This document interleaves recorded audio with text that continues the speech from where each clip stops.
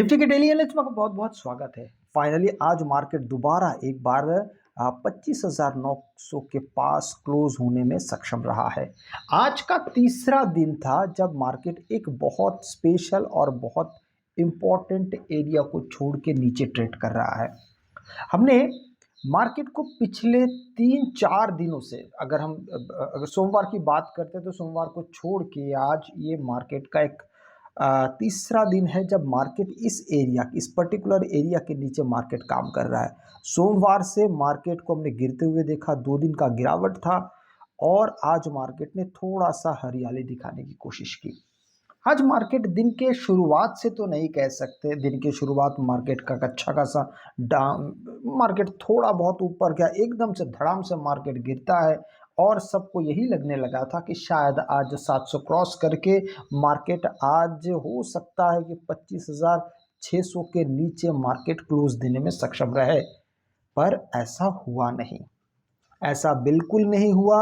Market पिछले दिन के लो के पास गया ज़रूर था, 25,700 के आसपास मार्केट का एक लो लगा था कल के दिन भी।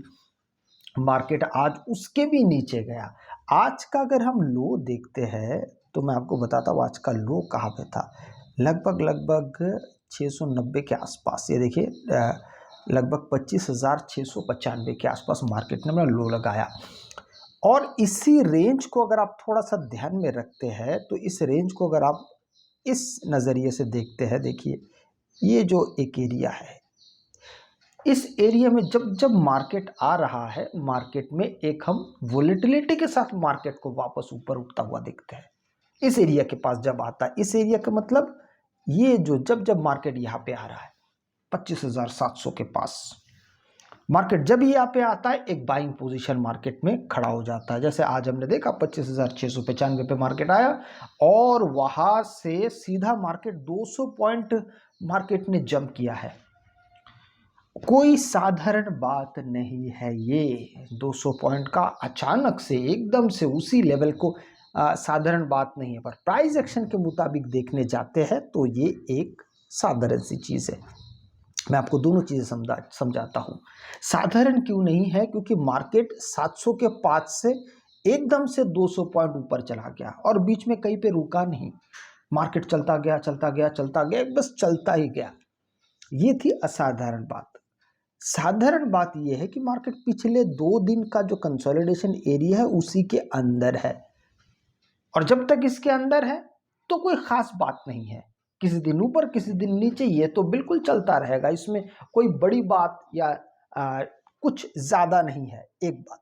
दूसरी बात, मार्केट उतना मतलब 900 के ऊपर अगर मार्केट क्लोज देने में अगर सक्षम रहता तो फिर बातें बड़ी हो जाती। क्यों?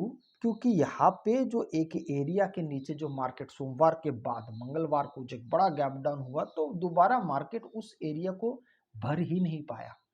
ये जो गैप बना है ना, ये गैप मार्केट को भरने में काफी दिक्कतें आ रही है। एक दूसरी बात देखिए, मार्केट का ये जो 3 तारीख का जो लो था या फिर आप इस 8 तारीख के लो को अगर बात करते हैं तो मार्केट बार बार वहां से जाके भी रिजेक्ट हो रहा है। मतलब रिजेक्शन हम 2 जगह पे देख रहे हैं। एक देख रहे हैं 25,900 पे और एक देख रहे हैं 25,700 पे। फर्क इतना है कि बस 700 के पास जब मार्केट आता है तो मार्केट वहां से उछल के ऊपर जाने की कोशिश करता है और 25,900 के पास मार्केट आता है तो मार्केट वहां से नीचे आने की कोशिश करता है। ये चीज पिछले 3 दिन से रिपीट हो रहा है। अब और कितना रिपीट होगा ये तो शायद एक दिन में खत्म हो सकता है। ये जो खेल शुरू हुआ है ये खेल एक दिन में खत्म हो सकता है, बशर्ते एक कंडीशन पे। वो कौन सा कंडीशन है? अगर मार्केट कल के दिन बड़ा गैप अप खुल जाए तो ये कंडीशन खत्म हो जाएगी, फिर मार्केट वहां से आराम से काम कर सकता है। जैसे देखिए, मंगलवार को मार्केट अगर चाहता तो अगर मार्केट फ्लैट खुलता तो इस एरिया के अंदर मार्केट फिर से बंधुआ मजदूर बन के रह सकता था, ऐसा हो सकता था, लेकिन ऐसा हुआ नहीं। मार्केट का क्या हुआ, मार्केट पुट साइड राजा बन गया एक बार में। जैसे ही मार्केट यहाँ पे सीधा बड़ा गैप डाउन खुलता है तो यहाँ पे मार्केट को बहुत अच्छा खासा मौका मिल गया। उसी तरीके से अभी कल के दिन अगर हम कल की बात करते हैं जो आगामी शुक्रवार को जो शुरू होगा, अब देखिए बार बार मार्केट एक चीज़ मैं भी कहता हूँ कि शुक्रवार को एक अच्छा मूव आने की संभावना होती है, इसमें इसमें दो राय नहीं है। कोई एक आध शुक्रवार होता है जिसमें मूव नहीं आता, ज़्यादातर आते ही है, ज़्यादातर आते हैं। जैसे मैं आपको एक एक उदाहरण अगर मैं आपको बताऊं, तो सबसे पहले आप एक उदाहरण देखेंगे यहाँ पर, ये वाला 5 तारीख, ये भी आपका एक शुक्रवार ही है, ठीक है। और उसके पहले आप ये वाला देखेंगे तो ये छोटा था, कुछ बहुत बड़ा मार्केट कर नहीं पाया उस जगह पे। उससे पहले यहाँ पे भी 21 तारीख का अगर आप देखते हैं तो वो भी बहुत ऐसा नहीं कि बहुत कुछ बड़ा हो गया, ऐसा भी वहाँ पे हुआ नहीं।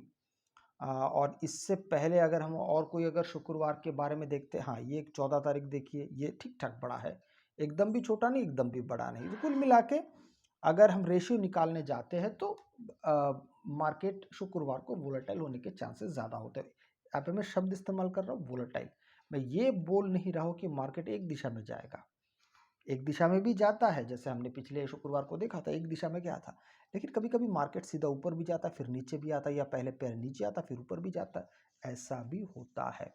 इसलिए आप दोनों कंडीशंस को अपने दिमाग में बिल्कुल बनाए रखिएगा।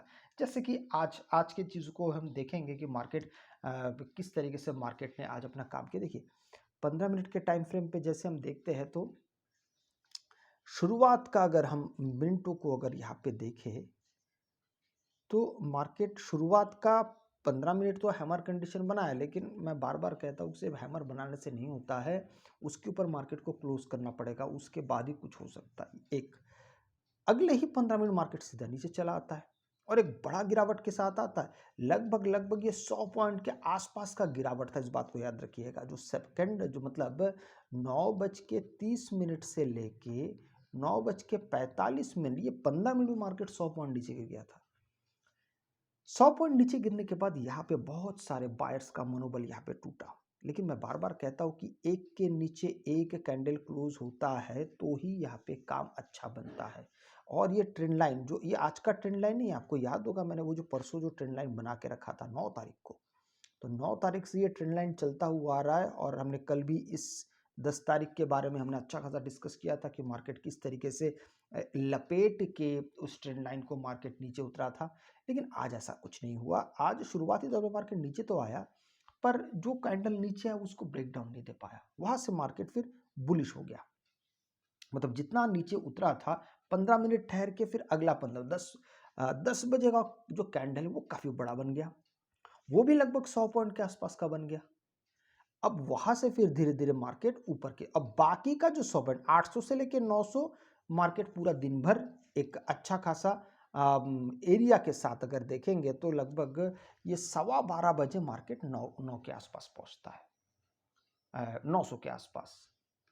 कहाँ से लेके 10 बजे से लेके 12:15 तक, तो यहां से लेके मतलब ये 2.25 घंटा मार्केट को दूसरा 100 पॉइंट बनाने में लग गया। मतलब पहले 15 मिनट में 100 पॉइंट बनाया, फिर वहां से लेके 2.25 घंटे में मार्केट ने दूसरा 100 पॉइंट बनाया। खैर ये मार्केट का अपना तौर तरीका, मार्केट ऐसा ही चलता है।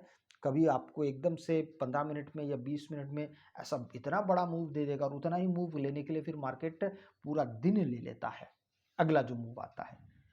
लेकिन अब एक बात यहाँ पे तय के जैसा है, तय तो नहीं कहूंगा, तय के जैसा है। क्या चीज है कि देखिए मार्केट 9 तारीख को भी 900 के पास आया, 10 तारीख को भी 900 के पास आया, 11 तारीख को भी 900 के पास आया, ये तीनों दिन वहीं पे रहा। इसका मतलब ये एक एरिया बड़ा इंपॉर्टेंट जोन बन चुका है, ठीक है। इस एरिया को अभी बहुत ज्यादा ध्यान से देखने की हमको आवश्यकता है।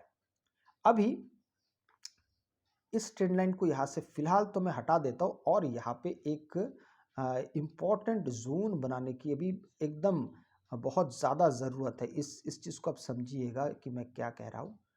ये इसलिए ज़रूरी है क्योंकि मार्केट अभी इस लेवल को बहुत ज़्यादा ध्यान से काम करेगा, इस लेवल पे, ठीक है। चलिए अभी इसके थोड़े से रंग रूप बदल देते हैं। ये फिलहाल रेड है तो इसको रेड ही रहने देते हैं। रेड क्यों रहने देते हैं, किस इसके पीछे हमारी मंशा क्या क्या है, हमने क्या क्या सोचा, आइए एक बार मैं आपको बता देता हूँ। ये जो पूरा इलाका है, जब जब मार्केट यहाँ पे पहुंच रहा है, हम ये देख पा रहे हैं कि मार्केट यहाँ से नीचे आता है। जब जब पहुंचा, आज सिर्फ आज नहीं आया, लेकिन ये अभी भी एक स्ट्रॉन्ग रेजिस्टेंस जोन बना हुआ है। इस बारे में पहले आप दिमाग में इसको रख लीजिए। मतलब ये हुआ कि कल अगर मार्केट फ्लैट खुलता अगर है, इस एरिया के अंदर अगर खुलता है, तो संभावना ये होगी कि मार्केट यहाँ से नीचे भी जा सकता है और ऊपर भी जा सकता है। यहाँ पे आपको वेट करना पड़ेगा। याद रखिए, हम मार्केट को प्रेडिक्ट नहीं कर सकते, हमको मार्केट के साथ चलना होता है।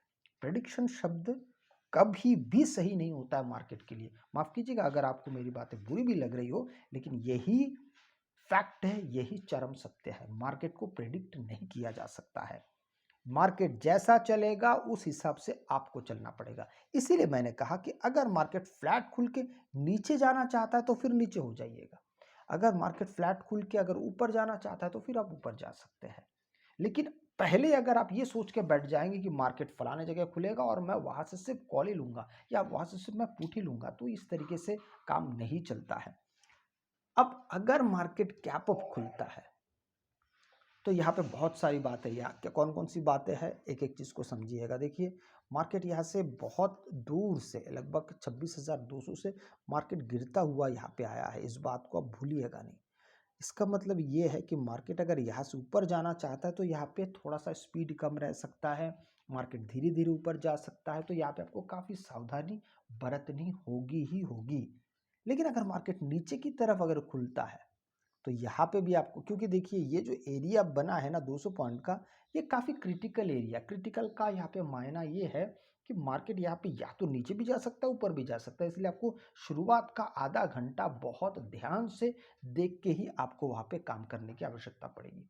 अगर आपको वीडियो अच्छा लगे तो लाइक शेयर सब्सक्राइब जरूर कीजिएगा। आपसे मैं अगली वीडियो मिलता हूँ, तब तक के लिए जय हिंद।